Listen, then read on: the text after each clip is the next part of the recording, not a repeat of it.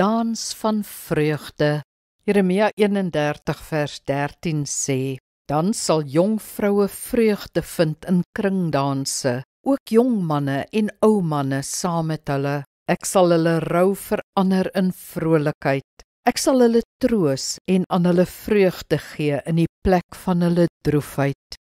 Hoe oordeel Christene oor sosiale dans?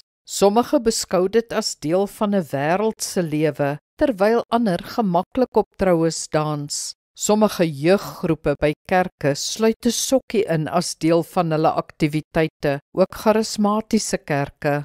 Die Bybel is positief oor dans, soos in ons vers, maar in hulle tyd het hulle in groepe en in kringe gedans, vroue met vroue en mans met mans, soos Jode steeds doen. Dis glad nie vergelykbaar met hedendaagse dans nie.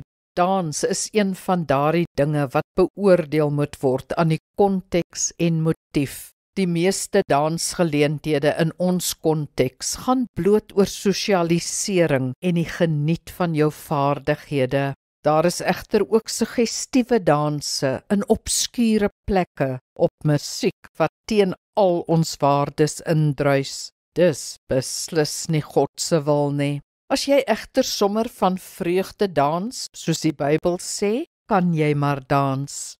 Kom ons bid saam. Hemelse Vader, lei my deur u Gees om in hierdie wêreld keuses uit te oefen wat u nie in oneer bring nie. Ek wil my gedra soos 'n kind van God, ook as ek bly is en myself geniet. Amen. Die Here seën jou.